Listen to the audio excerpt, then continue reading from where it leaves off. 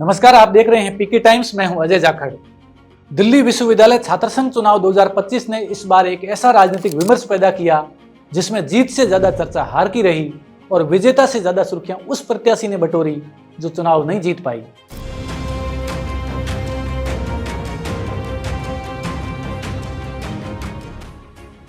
अध्यक्ष पद पर एबीवीपी के आर्यन मान भले ही विजयी रहे हो, लेकिन चुनाव के बाद राजनीतिक और सामाजिक विमर्श में जो नाम सबसे अधिक गूंजता रहा वह एनएसयूई की प्रत्याशी जोसलिन नंदिता चौधरी का रहा।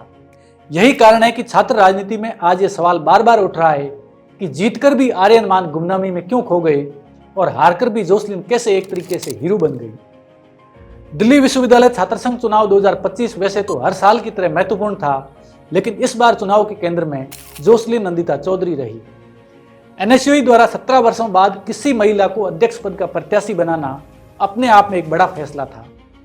नाम की घोषणा से लेकर चुनाव प्रचार, तीखी बयानबाजी, आरोप प्रत्यारोप, मतदान के दौरान धांधली के आरोप, रिजल्ट में गड़बड़ी के दावे और पुलिस और विश्वविद्यालय प्रशासन पर एक तरफा कार्रवाई के आरोपों तक पूरा चुनावी परिदृश्य जोसलिन के इर्द गिर्द घूमता नजर आया। जोसलिन का व्यक्तित्व भी चर्चा का बड़ा कारण बना। सुंदर और आकर्षक चेहरा, आत्मविश्वास से भरा व्यक्तित्व और प्रखर वक्तत्व कला ने उन्हें भीड़ से अलग खड़ा कर दिया। राजस्थान के जोधपुर जिले के पाल गांव की किसान जाट पृष्ठभूमि से आने वाली जोसलिन का दिल्ली जैसे महानगर की छात्र राजनीति में इस स्तर तक पहुंचना खुद में एक कहानी बन गया। लंबे समय बाद किसी लड़की का अध्यक्ष पद के लिए उतरना, ऊपर से उनका नाम जाति और धर्म से जुड़ी पृष्ठभूमि को लेकर फैलाया गया विवाद, इन तमाम कारणों ने उन्हें राष्ट्रीय स्तर पर एक हॉट टॉपिक बना दिया। हालांकि चुनाव परिणाम उनके पक्ष में नहीं आए और हार के कारणों में दुष्प्रचार, संगठनात्मक असंतुलन और संसाधनों की असमानता जैसे कई पहलू गिनाए गए। जोसलिन ने इस हार को एक मंजे हुई राजनेता की तरह अवसर में बदला।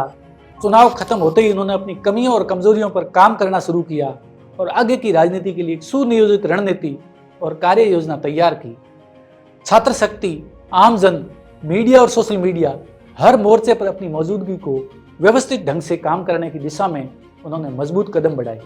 चुनाव से पहले जोसलिन को अक्सर एक शहरी संस्कृति में पली बढ़ी, आधुनिक और वेस्टर्न लुक वाली छात्र नेता के रूप में देखा जाता था। उनके पहनावे, बॉडी लैंग्वेज और व्यवहार में एक मॉडर्न टच साफ नजर आता था। लेकिन चुनाव के बाद उनके व्यक्तित्व और जीवन शैली में एक स्पष्ट बदलाव दिखने लगा। अब वे राजस्थानी और ग्रामीण संस्कृति के साथ आधुनिकता के संतुलित मिश्रण वाले वस्त्रों में अधिक दिखाई देती है, जो गांव से लेकर शहर तक, बुजुर्गों से लेकर युवाओं तक सभी को आकर्षित करता है। यह छवि उन्हें एक सभ्य, शालीन और जमीन से जुड़ी नेता के रूप में स्थापित कर रही है। जोधपुर के पाल गांव और अपने गृह क्षेत्र को अब जोसलिन विशेष प्राथमिकता दे रही है। जब भी वे यहाँ आती है, अपने पिता के साथ सामाजिक और राजनीतिक कार्यक्रमों में सक्रिय नजर आती है। शादी कार्यक्रमों, स्नेह मिलन कार्यक्रमों, सामाजिक आयोजनों और विवाद समाधान बैठकों में उनकी मौजूदगी लगातार बढ़ रही है। वे महिलाओं, युवतियों और बुजुर्गों से अलग अलग संवाद करती है। बुजुर्गों की रेवण बैठकों में शामिल होकर पैर छूकर आशीर्वाद लेना, सहज बातचीत करना और सामाजिक सरोकारों को सुनना उनकी नई पहचान बनती जा रही है। चुनाव के दौरान उनके नाम और धर्म को लेकर जो विवाद खड़ा किया गया था, उसका असर परिणाम पर भी पड़ा। इसे जोसलिन ने एक सबक के रूप में लिया और खुद को एक नए अवतार में ढालना शुरू किया। हाल के महीनों में वे लगातार शिव मंदिरों में जलाभिषेक और दुग्धाभिषेक करते हुए हनुमान जी की भक्ति में लीन और आश्रमों में संतों से आशीर्वाद लेते हुए दिखाई दे रही है। सिर पर पल्लू या तिलक लगाए उनके फोटो वीडियो सोशल मीडिया पर वायरल होते हैं। हालांकि जोसलिन का कहना है कि शुरू से ही आस्तिक रही है और पूजा पाठ उनके पारिवारिक संस्कारों का हिस्सा है। फर्क सिर्फ इतना है कि अब सार्वजनिक जीवन में होने के कारण ये दृश्य लोगों के सामने आ जाते हैं। इस बदले हुए सार्वजनिक व्यवहार ने उनके धर्म को लेकर फैलाए गए दुष्प्रचार को काफी हद तक कमजोर किया है। इसी तरह उनकी जाति को लेकर भी भ्रम फैलाया गया कि वे जाट समाज से नहीं हैं। इसका जवाब भी उन्होंने किसी बयान से नहीं बल्कि अपने आचरण से दिया। वे लगातार अपने पिता के साथ जाट समाज और किसान वर्ग से जुड़े हुए कार्यक्रमों में सक्रिय भागीदारी कर रही है, जिससे समाज के भीतर एक सकारात्मक संदेश जा रहा है। उनकी सामाजिक स्वीकार्यता लगातार मजबूत हो रही है। कल जोसलिन नंदिता चौधरी का जन्मदिन था, जिसे उन्होंने पूरी सादगी और रणनीतिक समझ के साथ मनाया।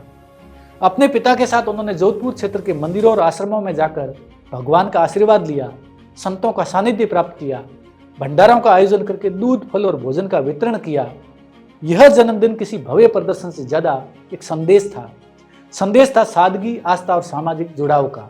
यही वजह है कि दिल्ली विश्वविद्यालय छात्र संघ चुनाव 2025 में अध्यक्ष पद जीतने वाले आर्यन मान अब धीरे धीरे सुर्खियों से बाहर होते दिख रहे हैं, जबकि चुनाव हारने के बावजूद जोसलिन नंदिता चौधरी लगातार चर्चा और लोकप्रियता के केंद्र में बनी हुई है। उनकी पारिवारिक पृष्ठभूमि, एनएसयूआई जैसे बड़े संगठन में शीर्ष पद का चुनाव लड़ने का अनुभव, प्रखर वक्तत्व, संस्कारी आचरण और किसान ग्रामीण जड़ों से जुड़ा व्यक्तित्व उन्हें जोधपुर और पश्चिमी राजस्थान में एक उभरती हुई बड़ी नेता के रूप में स्थापित करता नजर आ रहा है।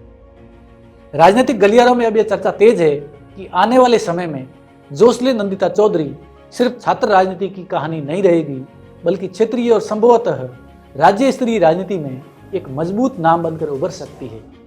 तो इस स्टोरी को लेकर आपका क्या कहना है, जरूर कमेंट करके बताइए और देखते रहिए पीके टाइम्स, क्योंकि यह है राजस्थान की आवाज़।